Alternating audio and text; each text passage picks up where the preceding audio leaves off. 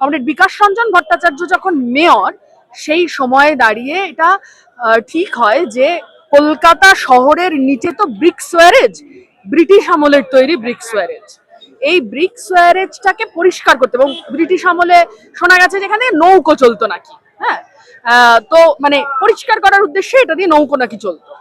তো এই বিরাট brick sewerage দীর্ঘদিন যা জমেছে ময়লা সবটা মিলে, এবং দিনের পর দিন প্লাস্টিকের ব্যবহার আমাদের বেড়েছে, সবটা মিলিয়ে ব্রিক সোয়ারেজের এই যে এটার ব্যবস্থাটা রয়েছে, এটাকে পরিষ্কার করা হবে।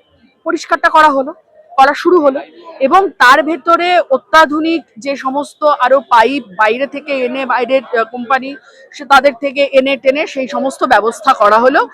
কলকাতা শহরের ভূগর্ভস্থ নিকাশি ব্যবস্থাকে ঢেলে সাজানো হবে বলে।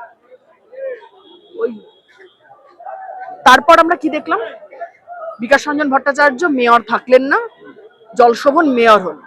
আসার পরে দেখলাম ওই বড় বড় রিং গুলো, কংক্রিটের রিং, বড় বড় রিং, সেগুলো গৃহহীন মানুষের থাকার জায়গায় পরিণত হলো, এবং ওগুলো দিনের পর দিন রাস্তায় থাকতে থাকতে ধ্বংস হয়ে গেল। একটা সময়ে দাঁড়িয়ে ভেঙে গেল, সরিয়ে ফেলা হলো। কিন্তু যে সোয়ারেজটা ঠিক করার জন্য আনা হয়েছিল, সেই সোয়ারেজটা ঠিক করা হলো না।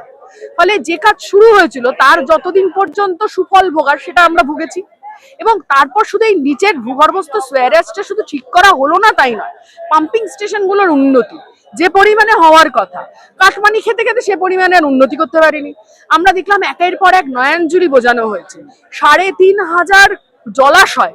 এই জলাশয়টা শুধুমাত্র আমি বলছি গত কর্পোরেশন ইলেকশনের সময় পর্যন্ত হিসেব, ৩,৫০০ জলাশয় শুধু তৃণমূল কংগ্রেসের আমলে এটা ধ্বংস করা হয়েছে।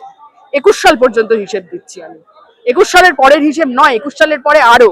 মানে জলটা বেরিয়ে যাবে কোথায়? কলকাতার নিকাশি ব্যবস্থাকে ধ্বংস করে এখন বাম আমল দেখালে তো হবে না।